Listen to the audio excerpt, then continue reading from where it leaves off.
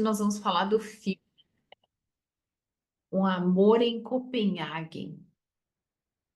Que história! Sabe que eu me enxerguei muito nessa história. Porque quem tem a história que o amor maltrata tem dificuldade em viver um relacionamento que tenha bons tratos, né? Que seja um amor de bom trato, de bom agrado, de cuidado, de reciprocidade. E ela é uma personagem arredia, então ela se envolvia com os homens que não tinha compatibilidade com ela. Eles eram muito mais jovens, não tinha vínculo, então assim, ela queria o envolvimento, mas esse envolvimento não acontecia, não tinha profundidade. E eu quero começar falando sobre o relacionamento adulto e o relacionamento adolescente. Para falar desse filme, eu quero começar introduzindo isso, né? Que nós temos dois tipos de amor, um amor maduro, que é um amor recíproco, que é um amor que tem equilíbrio de troca, e equilíbrio de troca não é igual, mas é equivalente. Então, equivalente é hoje a Ed faz mais pelo parceiro, amanhã o parceiro faz mais pela Ed. Isso vai tornando a relação harmoniosa e equivalente. O que acontece é que tem muitas mulheres que sabem dar muito e têm dificuldade em receber. Então, no amor maduro, nós damos e recebemos o tempo todo. A reciprocidade, que é o dar e receber, ela sempre vai gerar uma dívida. Que dívida é essa? Hoje eu cozinhei. Ela cozinhou para mim, agora eu estou devendo algo para ela. Então, o que que eu vou fazer? Eu vou arrumar a cama amanhã de manhã. É um exemplo. Poderia falar de comprar um presente. Então, eu presenteei no aniversário. Eu dei uma camisa de presente de aniversário. Aí o parceiro no aniversário, no meu aniversário, ele vai ter que retribuir a altura ou um pouco mais. E qual seria o ideal, o magnífico, o perfeito, que é longe do real? É que sempre aquele que dá, dá um pouco mais. Porque aí o outro vai se esforçar para dar mais. E o outro deveria se esforçar para dar mais nessa construção. E o que que acontece? Isso gera um fluxo na relação. E eu não estou falando só de coisas materiais, é no dia a dia, é no organizar a casa, é no supermercado, é em arrumar a cozinha, é em cuidar dos filhos, é as demandas de tarefa, é buscar e levar, é tudo que compõe a relação conjugal. É o bom dia, é o agrado, é um café na cama, é a comida que um gosta, é ir no supermercado e lembrar, olha, eu comprei essa fruta porque você gosta. E isso é um relacionamento maduro. E quando nós falamos do filme, que é Uma Paixão ou um Amor em Copenhague, né? A atriz, ela não vive inicialmente um amor maduro. Ela vive o amor adolescente, cheio de euforia, cheio de excitação, cheio de exigência, cheio de cobrança, cheio de controle e permeado por insegurança. Então, não existe um homem qualificado para atendê-la. Por quê? Porque a escolha dela não é qualificada. A escolha dela está pautada em preencher um espaço vazio. Ponto, acabou. E geralmente esse espaço vazio era preenchido quando ela estava alcoolizada, entorpecida, anestesiada. Porque então ela não sabia o que estava fazendo. Que se ela pudesse ver realmente, ver, né, enxergar com os olhos da alma, talvez ela não quisesse. Tem uma cena do filme que me chama a atenção, que é quando ela está sentada com o parceiro, né? Eu não lembro os nomes dos personagens, me desculpem. Quando ela está sentada lá no banco do parque, e o rapaz vem e ela se esconde, né? Era o primeiro encontro, e aí acho que tinha uma camiseta, alguma coisa, e aí ela fica com vergonha. Dá para perceber que ela tem vergonha, porque era um menino. Era um adolescente. E aí ela lá tem uma cena também que ela se envolve com o menino no, que eu acho que é o garçom do bar ou do restaurante, que ele tem 16, 17 anos, né? Então, assim, o que que isso fala dela, do lugar dela? Qual era a busca que ela estava fazendo? Que busca insana era essa? Será que era em busca de um tempo perdido? Será que realmente era a indisponibilidade dela não querer se envolver? Porque ela tinha todos os motivos para não querer ter relacionamento com ninguém, né? Por conta de questões que no filme não aborda, mas faz a gente pensar o quê? Que a figura do masculino não era a melhor figura que ela tinha como modelo de um homem protetor, acolhedor, cuidador, que é o que acontece com o marido quando ela casa. Mas quando ela se envolve antes do casamento, o que que ela quer? Ela quer um filho a qualquer preço, a qualquer custo. Aonde que entra a maturidade? Não tem maturidade de novo. Porque então ela esgota o corpo físico dela e esgota o emocional da relação numa cobrança. E aí o filme fala do desejo da maternidade. Mas e se a gente pensar em outras coisas na nossa vida? O quanto nós cobramos exageradamente do outro no relacionamento. E o quanto isso impede que o casal construa algo. Sim, a partir das diferenças, das necessidades, mas que não seja, eu vou usar uma expressão que eu usei com alguns clientes já, que é o doador de esperma, o pagador de contas. Nós mulheres, sim, nós temos uma necessidade de proteção e de segurança por conta da nossa essência. Nós somos cíclicas, nós vivemos, né, nessa montanha russa hormonal. A vida para nós é um pouco mais desafiadora, mas o parceiro não é um doador de esperma para produção de filhos, ele não pode sentir isso, porque senão o prazer de se relacionar com essa mulher se esvai, ele desaparece. Por quê? Porque o homem, ele tem outras necessidades e ela não estava pensando nele. Tão imatura, tão adolescente que ela só estava preocupada com ela. Tem uma virada de chave no filme que é onde ela diz: não tem uma cadeira para ele sentar aqui, explica para ele. Naquele momento ela vê ele. Mas quantas tentativas eles já tinham feito de inseminação? Era uma loucura, né? Então será que você que está se relacionando ou que não está se relacionando enxerga o outro? As dificuldades do outro, as necessidades do outro.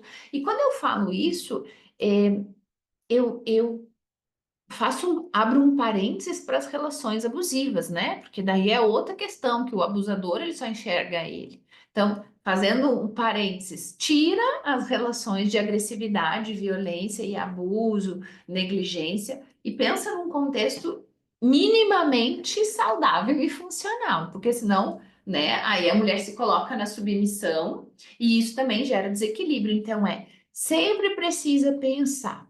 Existe equilíbrio de troca nessa relação. Se o equilíbrio de troca ele está equivalente, harmonioso, tá tudo certo. Não é igual. Equivalente é diferente de igual. Harmonioso é diferente de igual. 50-50, 50-50 não dá. Por quê? Porque nós temos carga horária às vezes diferentes, demandas diferentes, necessidades diferentes. Então vamos imaginar que você está de TPM. Talvez nessa semana da TPM o teu marido faça muito mais do que ele fez o mês todo, mas aí você vai relaxar o teu namorado, enfim, o parceiro. Aí você relaxa. Como é que você vai compensar? Como é que você vai pagar essa conta? Quando você estiver bem, você vai dar um cheiro, você vai ser mais carinhosa, você vai botar uma boa lingerie, você vai passar perfume. É uma possibilidade de retribuir aquilo que ele fez. Mas se não há retribuição, não há amadurecimento da relação. Quando tem crianças pequenas e só um assume o cuidado dos filhos, a relação fica descompensada. Desequilibra. Por quê? Porque um tá sobrecarregado. Aí a gente entra no filme da outra aula. Que então, quando esse. Olha como eles são complementares, esses filmes. Porque quando não existe equilíbrio, o outro adoece. O outro, ele inexiste, ele morre na relação. Então, aquele homem do primeiro filme, que a mulher tem o câncer, ele também não existia. O homem não existia. Quando ela se dá conta que ele precisa existir, ela já está doente. E no filme do Copenhagen, que é esse que a gente está falando hoje, ela precisa ficar distante para poder perceber. Ela precisa olhar e sentir a presença do outro. Mas o quão complexo é numa sociedade que ensina cada um a cuidar de si mesmo. Então, tá errado, né? Abre aspas. Nós precisamos saber cuidar da gente, mas nós precisamos, na relação a dois, aprender a cuidar da relação. E não é cuidar do outro, porque se eu trabalho nessa equivalência, então hoje você faz o café, amanhã eu faço janta, você cozinha, eu lavo a louça, isso faz com que a relação fique equivalente. Pai, se eu lavo a louça, arrumo a casa, levo o filho para a escola, ajudo a pagar as contas, vou dormir mais tarde, levanto mais cedo, o que que acontece com essa relação? Ela definha, só que não tem a ver comigo e com o outro, tem a ver com a relação. Eu gosto de dizer que o relacionamento não é um e um são dois. O relacionamento é um mais um somam três. Por quê? Porque é eu, você e a relação.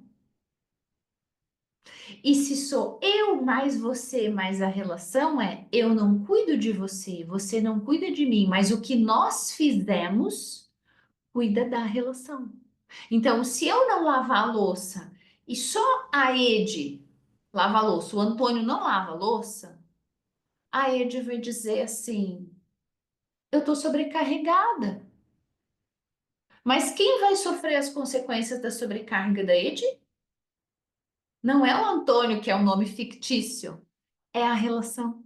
Porque aí a briga afeta a relação, a cobrança afeta a relação, a crítica afeta a relação. Então a personagem, ela queria o bebê, porque ela botou na cabeça que ela queria engravidar, que ela queria o bebê, que ela queria isso, que ela queria. Mas esse querer dela prejudicou a relação a dois. Porque ela não considerou como é que você se sente ter que ejacular num potinho.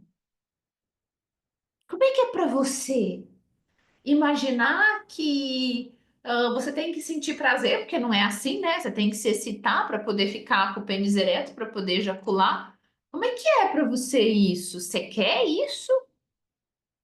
Esse casal ele precisa debater. Hoje eu falava assim para uma cliente: vocês precisam conversar sobre a participação do teu marido na educação dos filhos, na convivência dos filhos. Mas para isso o casal precisa dialogar. E aí eu trouxe mais uma questão, e quando os filhos forem embora, como é que esse casal vai ficar? Porque esse casal precisa construir intimidade e essa equivalência suficiente para se suportar quando não tiver filho. Porque os filhos vão embora.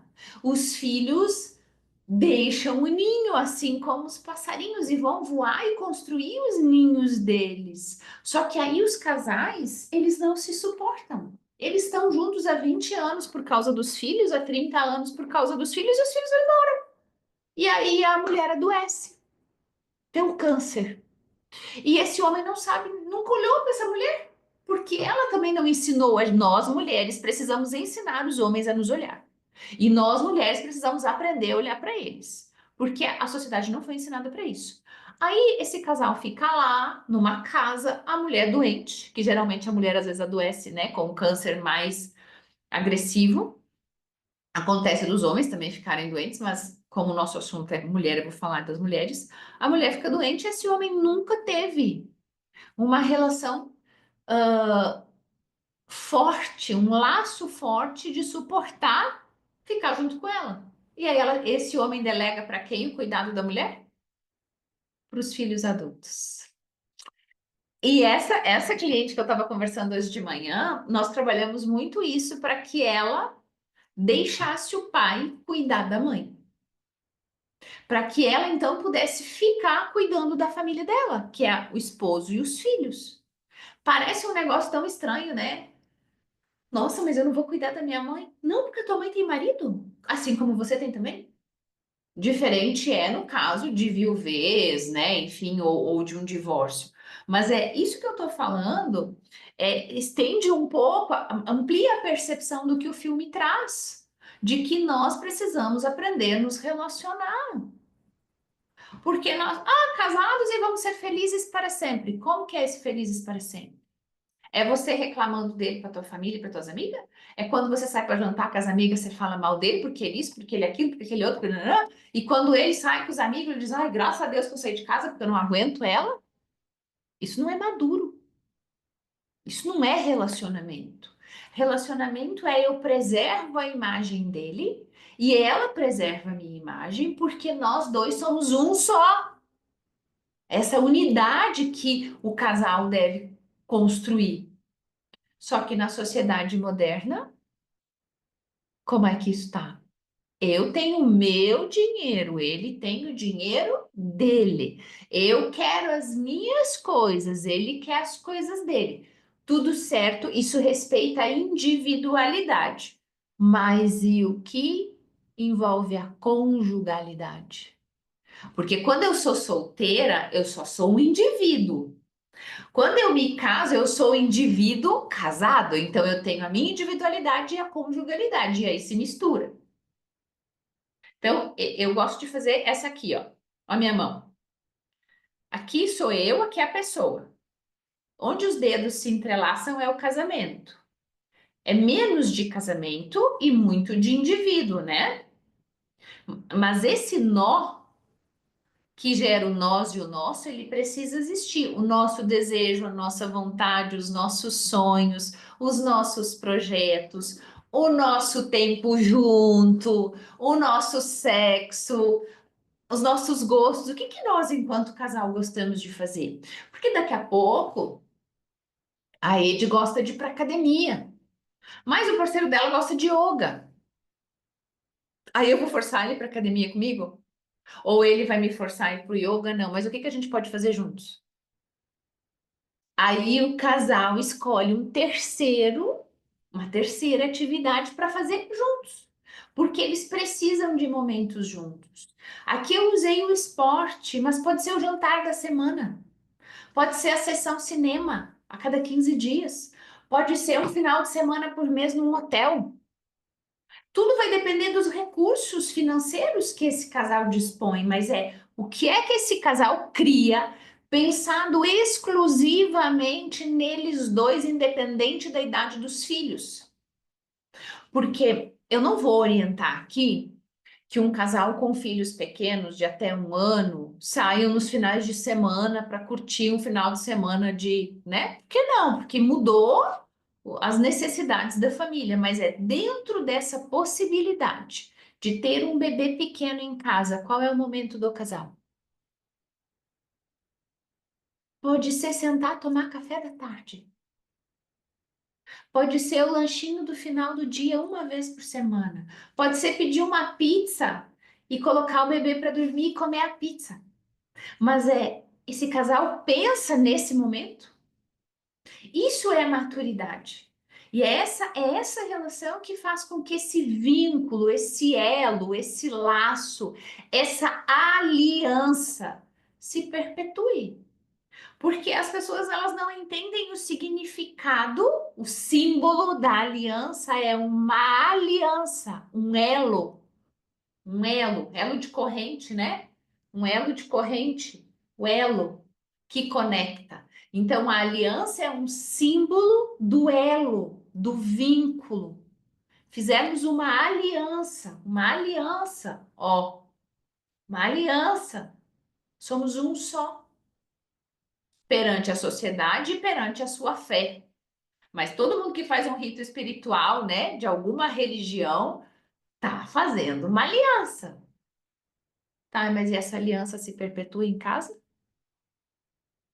Ou daí eu tenho meu trabalho, tu tem teu trabalho, tu faz tuas coisas, eu faço minhas coisas. Tá tudo bem fazer isso. Então, que eu vou repetir, porque senão depois acham que não tem que ter. Não, respeita a tua identidade, aquilo que tu gosta, a tua individualidade. Mas para construir uma relação tem que ter o nós. Sem nós, o casamento não se sustenta. Nós de nós, nosso.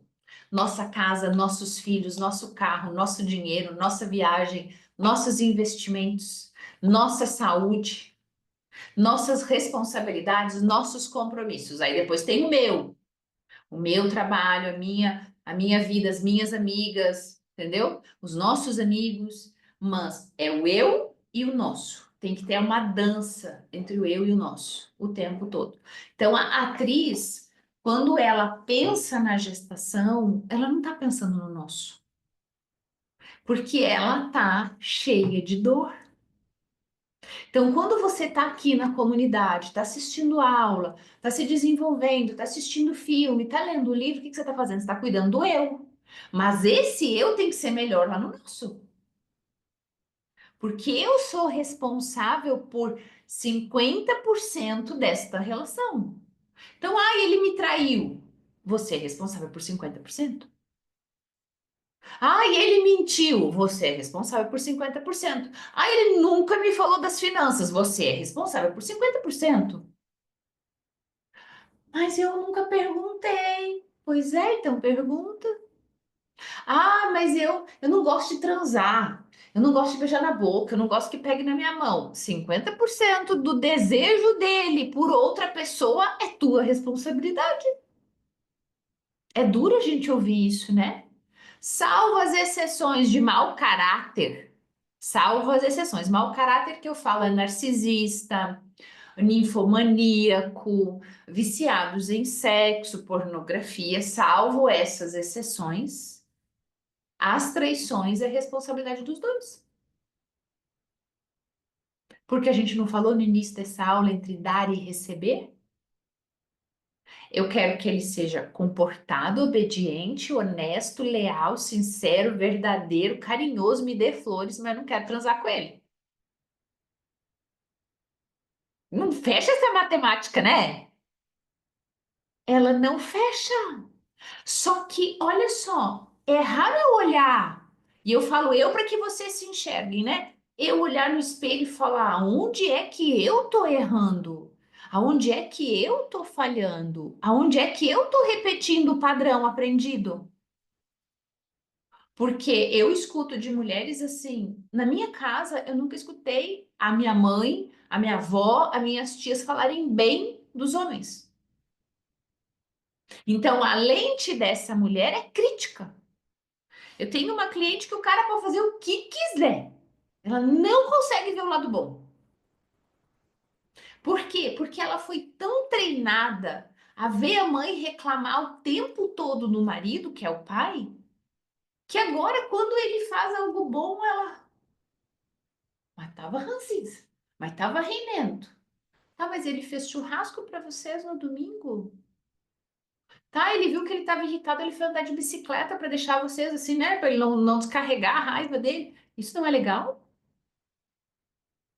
Ele está se responsabilizando por isso, por aquilo, por aquele outro que antes ele não se responsabilizava, isso não é bom. Por quê? Porque o olhar é só para a parte ruim.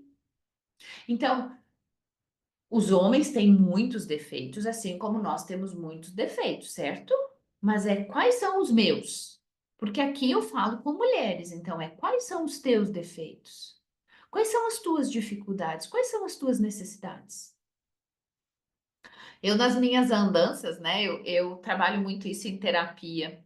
Que desde que o pai dos meus filhos faleceu, eu transitei por alguns relacionamentos, de 5 anos, 4 anos e meio, 3 anos, né? E aí eu entendi. nos últimos 5, 6 anos que eu nunca soube pedir o que eu precisava. Eu exigia.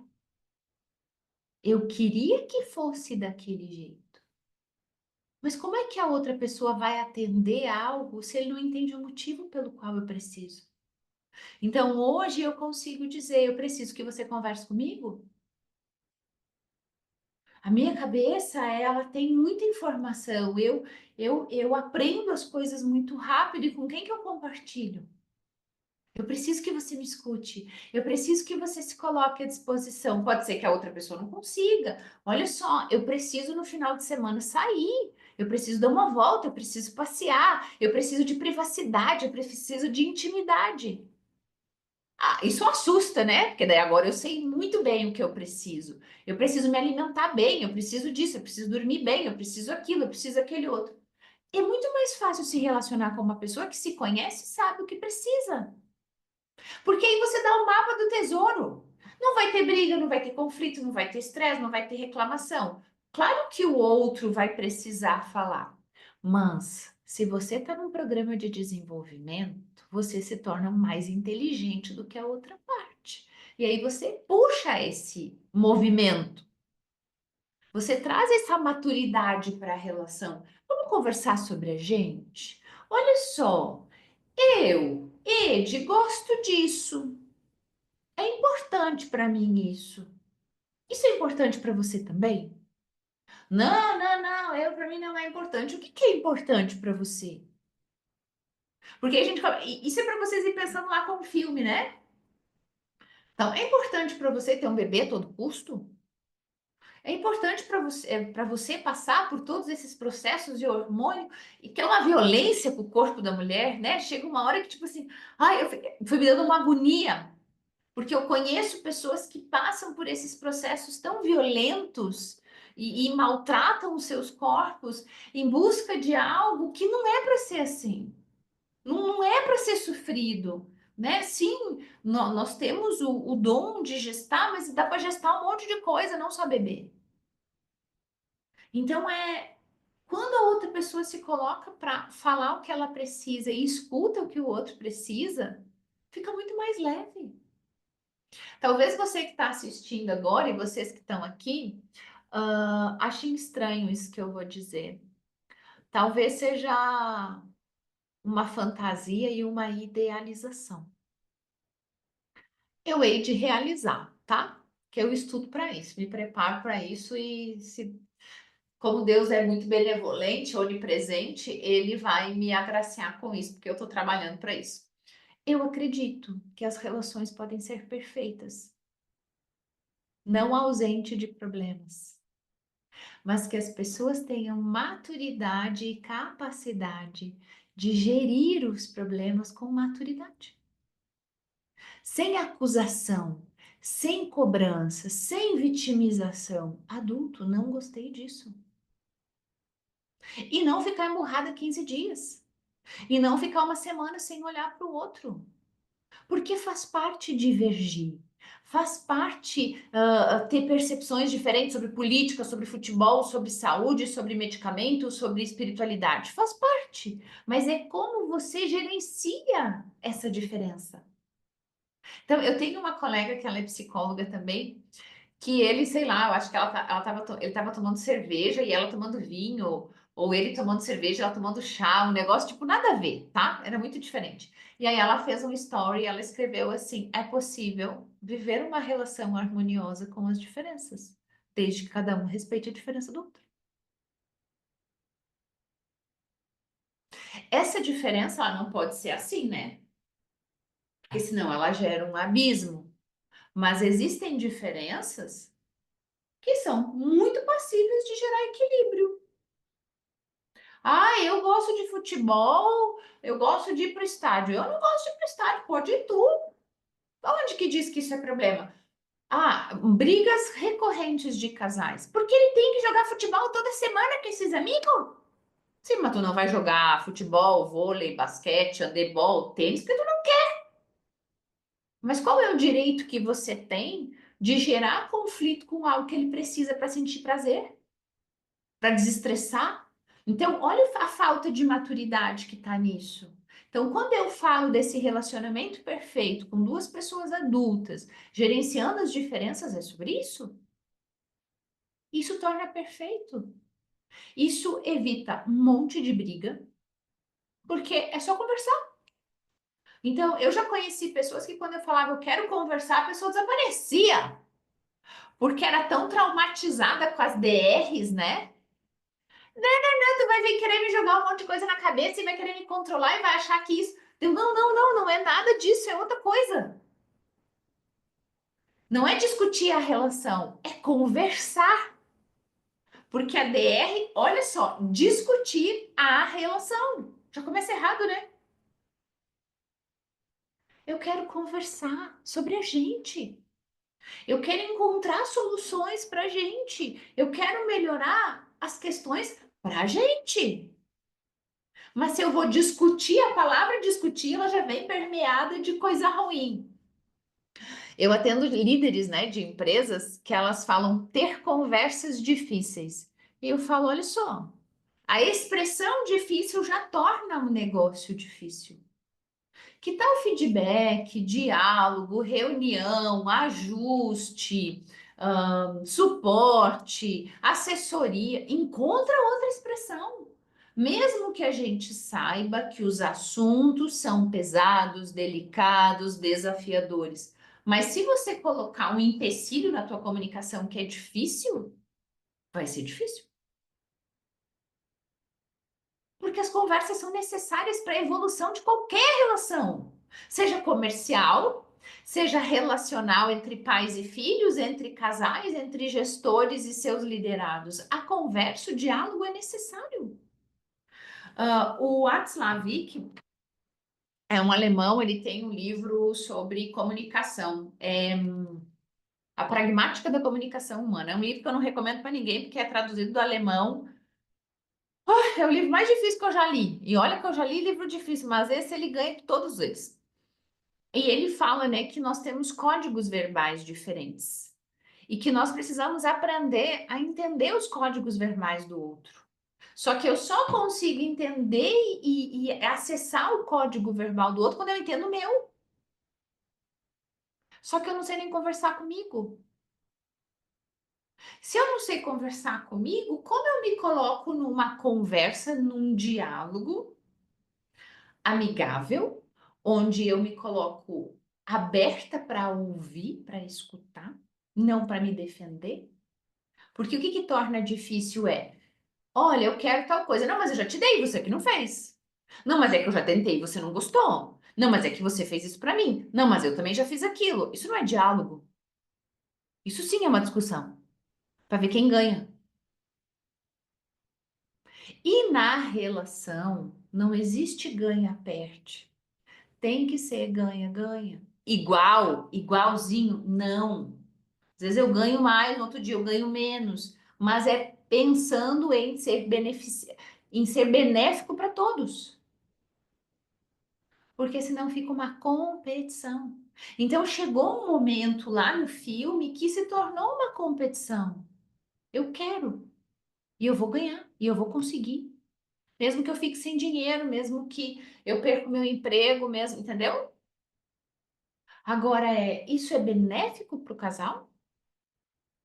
Então imagina, o Rubem Alves, ele escreveu um poema, uma metáfora que chama Tênis ou Frescobol.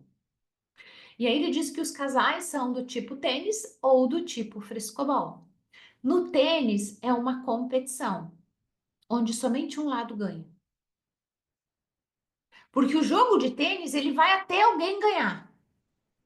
Não existe empate. Percebe? Tem o campeão e o vice-campeão. Não existe empate. Então, esse casal, ele tá sempre trabalhando para um vencer. É inconsciente, mas eu ganhei. Eu ganhei a discussão dessa semana. Tá vendo? Eu tenho razão. Você que é o problema. Esse é o tipo de relacionamento tênis. Aí tem o tipo de relacionamento frescobol, que a gente vê os casais naquela dança linda, que ninguém quer deixar a bola cair. Não tem o ganha. Tem ganha quanto mais tempo a bola ficar no ar. Não tem um vencedor. Então, quando eu falo dessa relação perfeita, mesmo que a bola caia, mesmo que a bola vá para o mar, mesmo que um tenha que correr mais longe, mesmo que um seja mais desengonçado, o outro mais ritmado, nós estamos focados no mesmo objetivo, a manutenção da relação.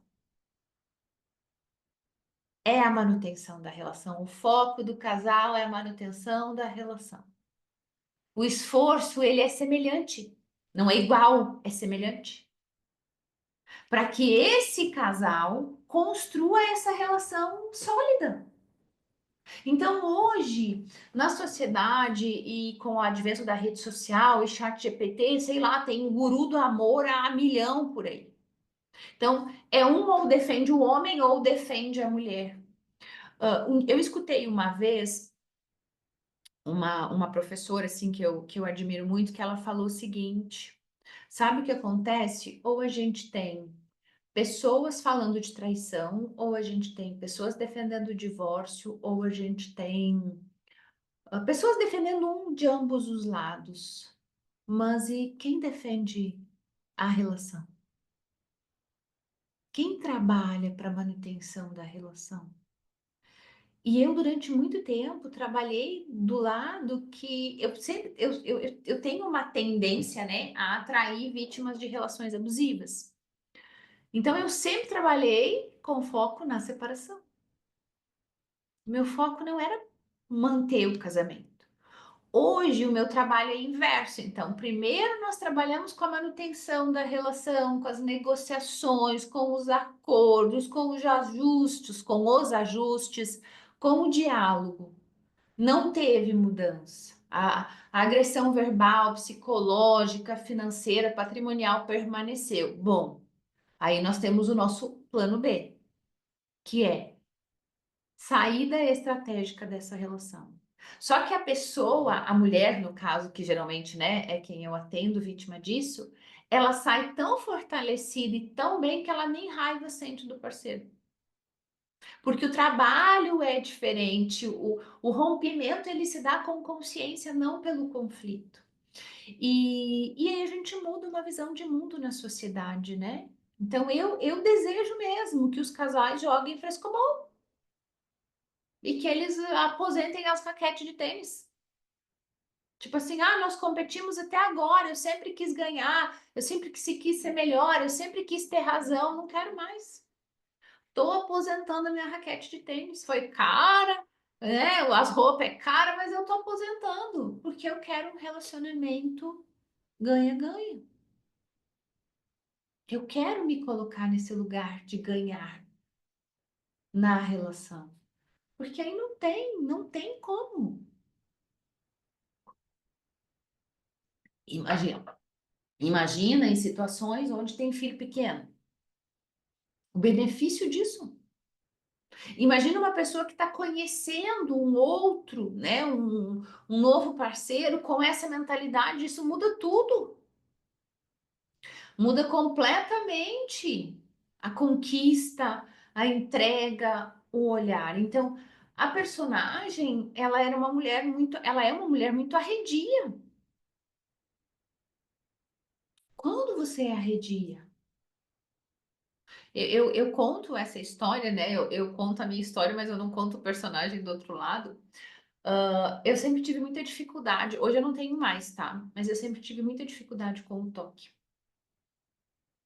Ah, e eu sou uma mulher magra, eu nunca tive gordura ou algo assim. Então, meu corpo sempre foi definido. Como vocês veem hoje, meu corpo sempre foi assim. A diferença é que eu era mais jovem, então eu era mais seca, mais esquelética.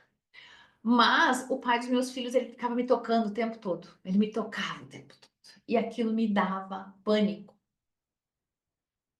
me incomodava profundamente. Então eu encontrava um jeito de, ai, que saco! Ai, para! Ai, tu não me dá sossego! Ai, não sei o quê! Como é que é para outra pessoa se relacionar com uma mulher arredia assim? Como é que é para o homem que ele chega para abraçar e a mulher rejeita? Como é que é para o homem que chega e se aproxima e a mulher reclama que tem louça para lavar e comida para fazer e filho para cuidar? Não é que isso não seja realidade, Mas como é que você faz isso? Porque assim, se você está estressado porque você tem filho, você decidiu isso. Se você está estressada porque o teu trabalho ele é muito desgastante, você decidiu isso, não é responsabilidade do outro. O outro não tem que dar conta e absorver isso. Vocês podem juntos conversar e encontrar uma solução. Mas eu lembro de estar sentada no carro e foi no curso do Paulo Vieira, num curso de inteligência emocional, o método CIS que eu fiz. O filme passou na minha cabeça, assim, porque eu tinha pavor. Sabe quando a gente senta no carro e o marido fica passando a mão, assim, na perna? E fica fazendo assim na perna? E eu queria arrancar o braço dele e a minha perna junto. Porque me incomodava profundamente ser tocada. E não tinha a ver com ele. Era a minha dor. O toque acionava em mim os sensores do abuso. Então, quantas vezes você não quero, não gosto, ai, eu tenho nojo, tá atrelado a o trauma alojado no teu corpo e que você nem sabe. E aí você rejeita o parceiro que você escolheu para dormir contigo. Não é que eu não gosto muito, tá? Mas você escolheu. Então, ou você trata ele bem, ou você sai. É muito louco isso, né? Porque eu e vocês, nós temos traumas. E o meu trabalho aqui com vocês é ir trazendo essa clareza para vocês irem se enxergando. Por quê? Porque é teu direito de nascença sentir prazer. Seja com abraço, seja com cheiro, seja com elogio, seja com a companhia, seja com uma taça de vinho, seja com um prato no jantar, seja com um passeio romântico. Pensando em relacionamento, que é o tema, né, do filme. Mas você nasceu para sentir prazer. Quando, se a gente pensar biblicamente, quando Deus criou Adão, ele criou a Eva para quê? Porque se ele vivesse sozinho, ia ser uma vida sem graça no meio dos bichos da floresta. Então ele cria uma mulher onde eles vão ter interação e vão se tornar um único ser e vão ser felizes e desfrutar do paraíso. Qual é a mensagem simbólica por detrás disso? Mulher, sinta prazer. Aí a religião, por questão cultural, distorce a mensagem e diz assim: a mulher é o fruto do pecado. Culpa da mulher que o pecado se instalou. E aí as mulheres se fecham, se endurecem, se enrijecem. Por quê? Porque elas não podem demonstrar que elas são amadas e nem podem se permitir ser amadas e gemer e gozar e, né, e ser feliz. Porque se as mulheres gozassem mais, elas teriam menos ruga.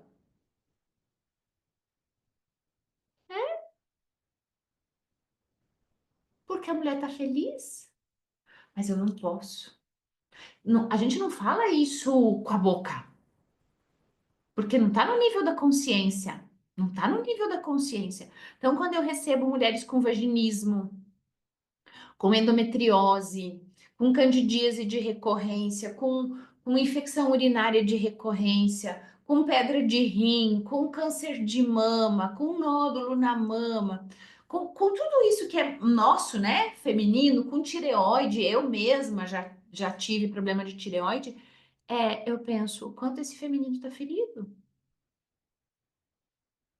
o quanto essa mulher não se permite ser tocada, ser sentida, ser vista. Porque ela tá cheia de tabu. E aí essa mulher fica essa arredia.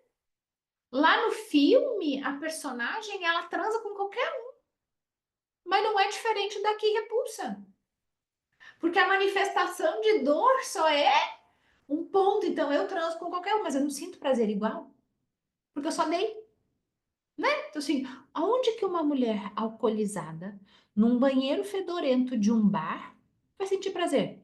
Me conta. Não vai. Mas a mulher que faz o sexo por obrigação com o marido e não se permite gozar da experiência, e gozar da experiência é antes do gozar do orgasmo, Se permite gozar da experiência. Eu fiz a formação em sexualidade e se falava muito sobre isso.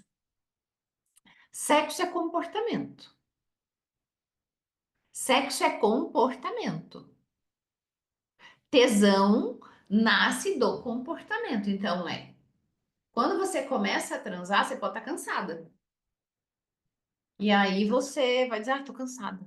Mas se o negócio começar a esquentar e o beijinho no pescoço acontecer e tiver cheirosinho e perfumadinho e a pijaminha bonitinha e tananã, né? Tudo nos conforme, o desejo vem.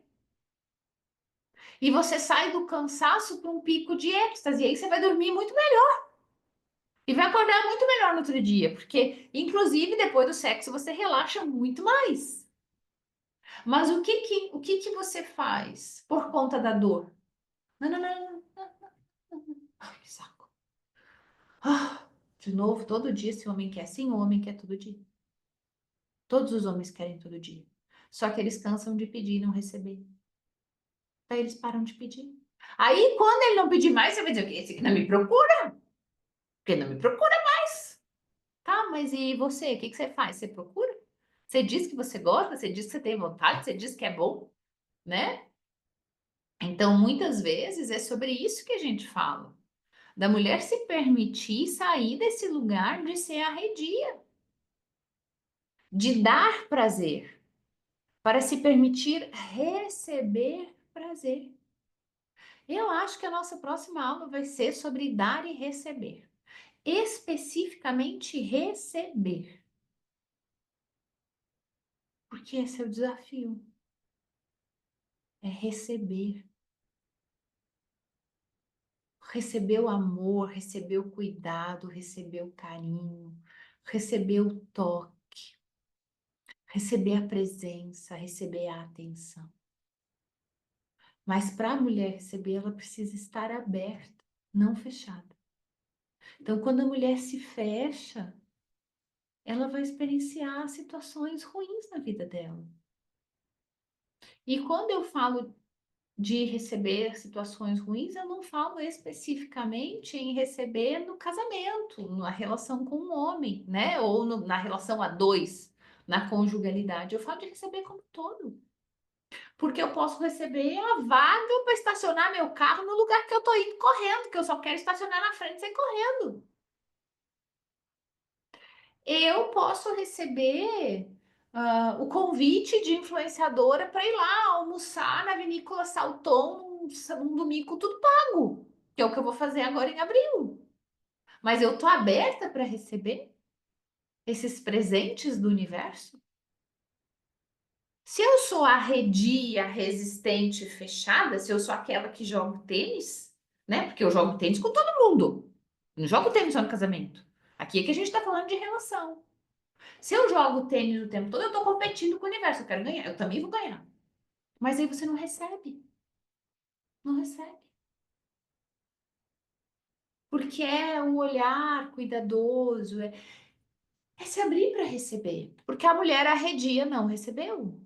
Então, quando eu falo assim que tocava e me incomodava, era porque hoje eu sei disso e posso ensinar. Mas a minha mãe não deixava ninguém me pegar no colo.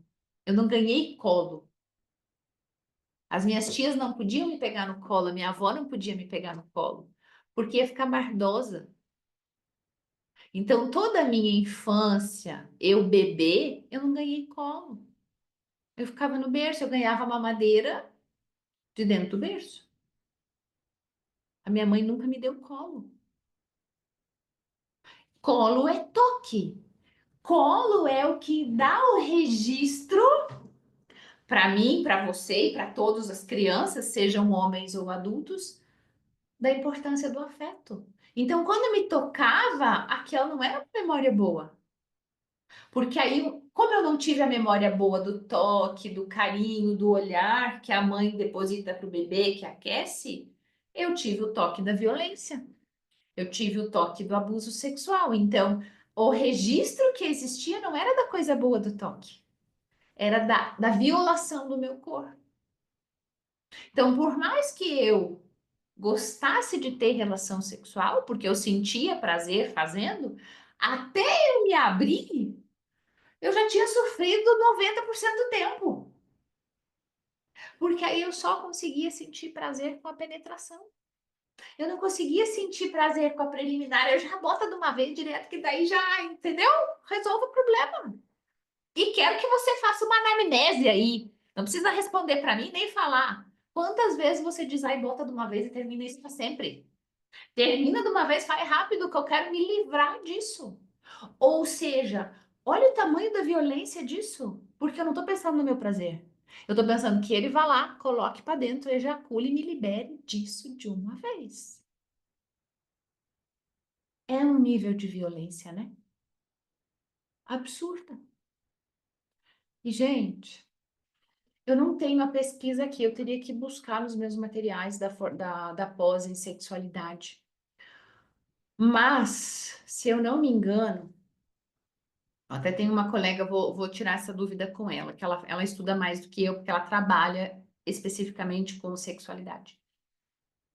Se eu não me engano, 85% das mulheres nunca tiveram orgasmo. Elas não sabem o que é. Elas acham que sabem. Aí a gente vai explicar. Ela não sabe nem como é a vagina dela. Tem mulher que não conhece a sua vagina, gente.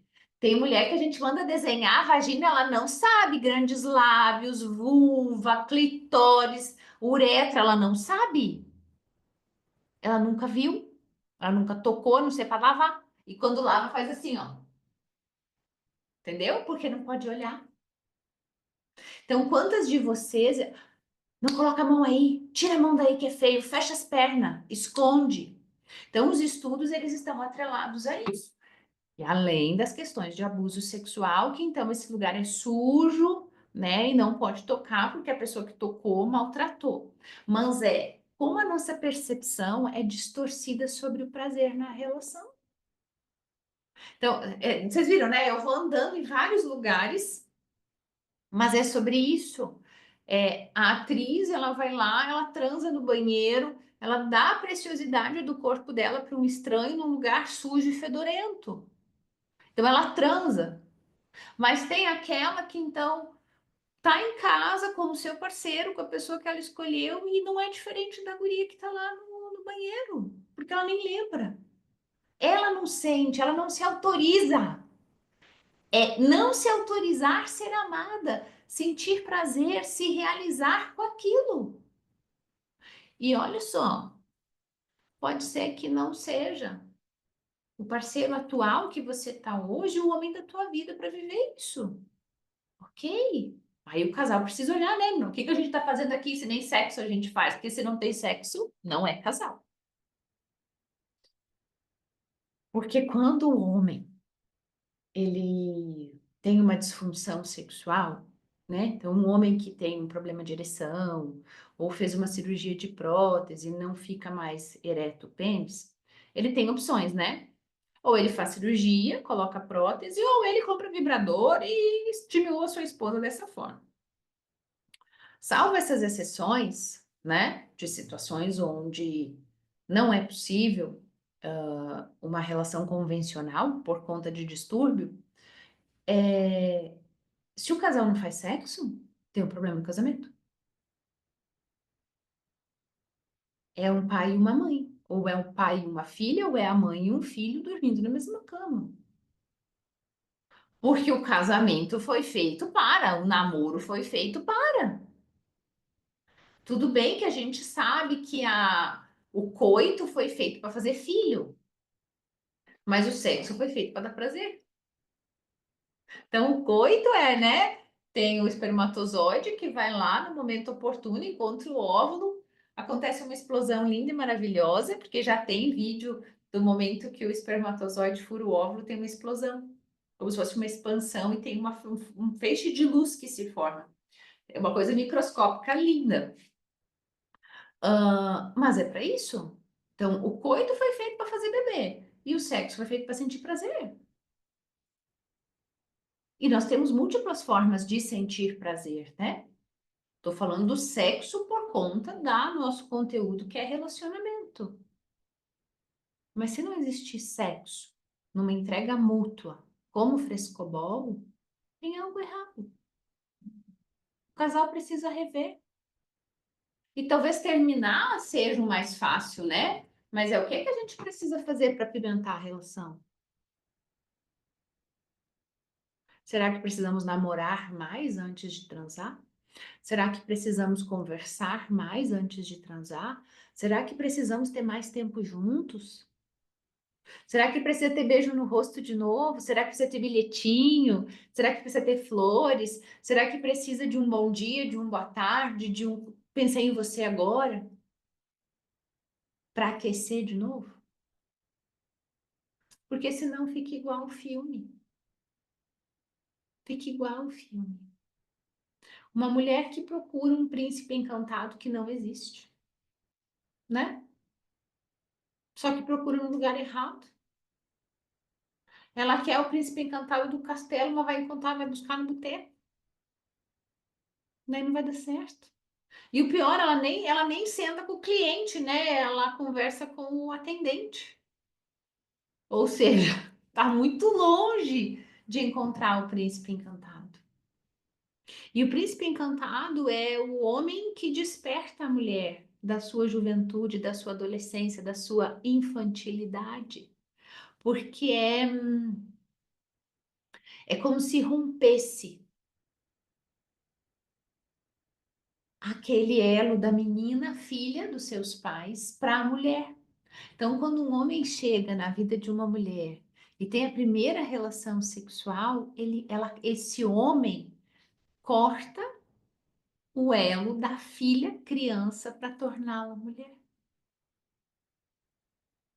E este elo da primeira relação sexual da mulher, ué, o que aconteceu com o meu microfone? E esse elo da primeira relação sexual da mulher não termina nunca mais. O homem que tirou a virgindade, ele tirou a ingenuidade dela. Ele assume um outro lugar na vida da mulher. Então, a nossa primeira relação sexual é muito importante. Se ela não foi boa, não foi legal, não foi, tem que trabalhar para ressignificar. Isso pode ser assunto de uma outra aula também para a gente fazer. Porque senão nós vamos repetindo, repetindo, repetindo, repetindo, repetindo, repetindo ano após ano. E pode ser com a mesma pessoa, não precisa ser com outros homens. Uma dor que não faz mais sentido continuar. Porque geralmente a primeira relação sexual não é a mais prazerosa da nossa vida. Mas ela tem um marco, separar nós da nossa mãe. É uma separação. E aí a gente costuma observar que as meninas, quando perdem a virgindade, começam a ficar revoltadas em casa. Elas ficam bravas porque elas não querem mais ser submissas a seus pais, porque agora elas têm um homem, mesmo que não seja uma relação que vai se perpetuar, mas tem um homem que fez o corte. Então, a busca por esse príncipe é este homem que venha salvar a menina das garras da mãe. Porque tem a mãe má, que mora dentro da nossa mãe boa, que os contos de fadas chamam de madrasta. Então, dentro da nossa mãe tem uma madrasta. E quando nós temos a nossa primeira relação sexual que perde a virgindade, nós vamos enxergar a madrasta da nossa mãe. Porque a mãe vai ensinar e vai falar para nós todas as merda que geram os bloqueios e os tabus na nossa sexualidade. Por que vocês acham que a mãe, as nossas mães, gostavam de fazer sexo?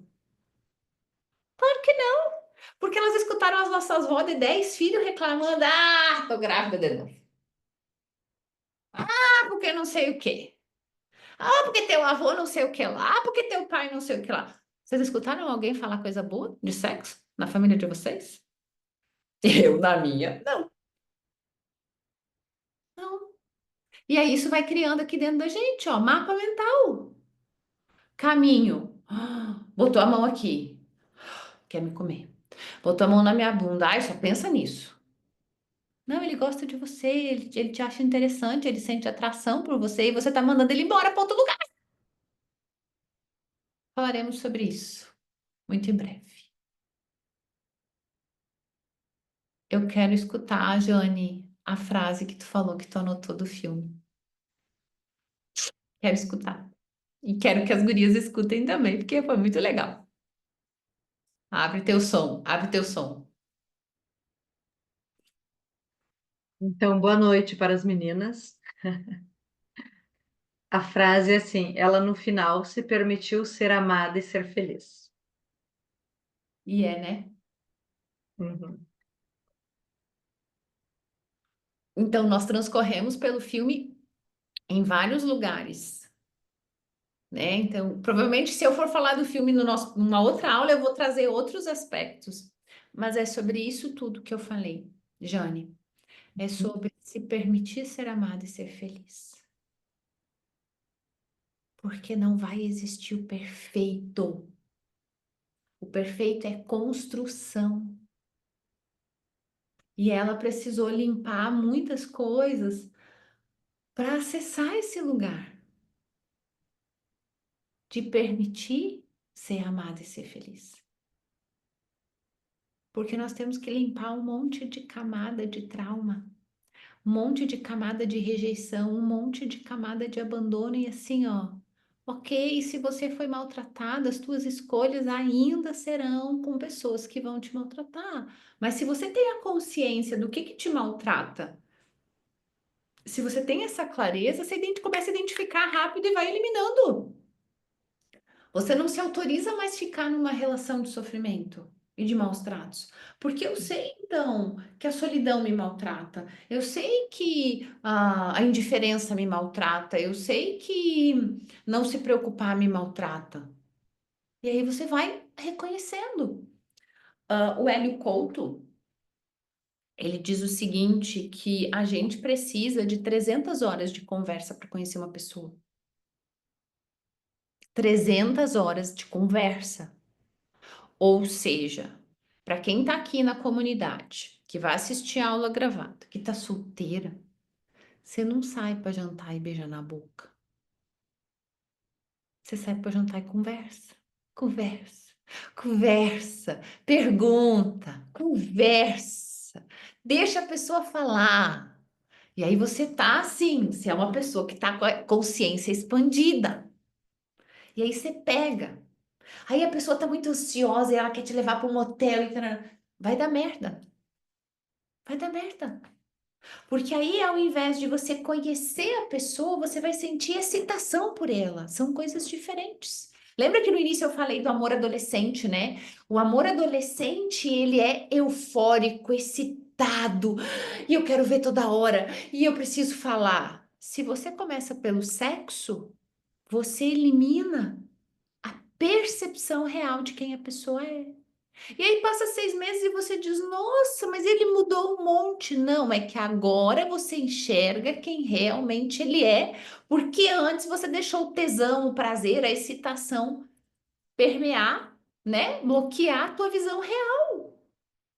Então, a pessoa, ela diz quem ela é até o terceiro encontro.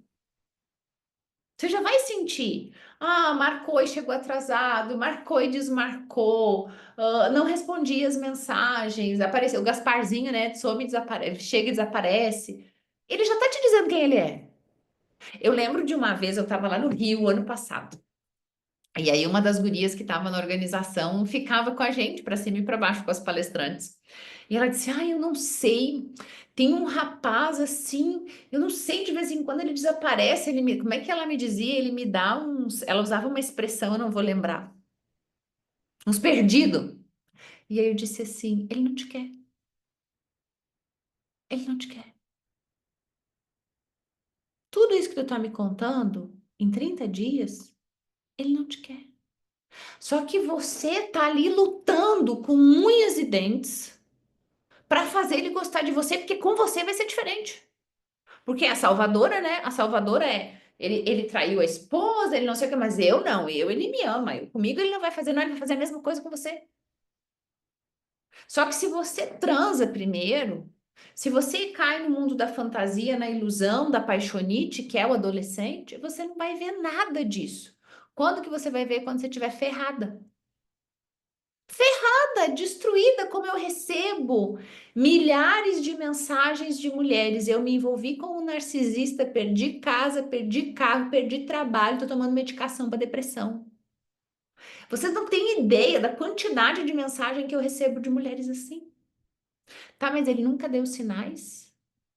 Quando eu faço essas perguntas, elas desmoronam. Sim, na primeira semana, na segunda semana, na terceira semana. Eles sempre dão sinais. Só que se eu tô cega nessa busca desenfreada adolescente por sentir prazer, por de repente encobrir, eu não vejo.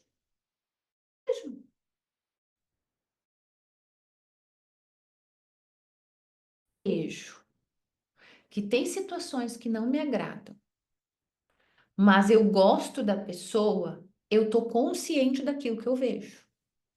E eu escolho ficar pelo preço que me custa. Ou seja, eu não estou sendo iludida, não estou sendo enganada. Eu sou a adulta do negócio. E como eu entro, eu posso sair. É muito mais leve. E aí, até que então, né, se conheça a pessoa definitiva, você vai experimentando, mas você não transou, não beijou na boca, não se envolveu, não levou para dentro da tua casa, não emprestou dinheiro, não passou senha de banco. Isso é preservação. Isso é preservação. Então, vamos construir relações que jogam frescobol. Eu não cuido dele, ele não cuida de mim, nós dois cuidamos do relacionamento. Nos vemos daqui 15 dias na terça-feira. Eu já tenho um outro filme. Esse outro filme é porreta, Amor e Redenção. Mas é filme de chorar. Mas de chorar. Tem abuso, tem violência, tem todas as cenas possíveis para seguir nessa linha de conversa sobre merecer ser amado e ser feliz. Assistam, é lindo, lindo, lindo. E se assistirem, façam um story e me marquem. Ai, a Ed me indicou e eu amei. Eu vou ficar bem feliz. Tá bom? Porque eu assisto os filmes, analiso para depois compartilhar com vocês. Um beijo, boa noite, até daqui 15 dias. Tchau, tchau.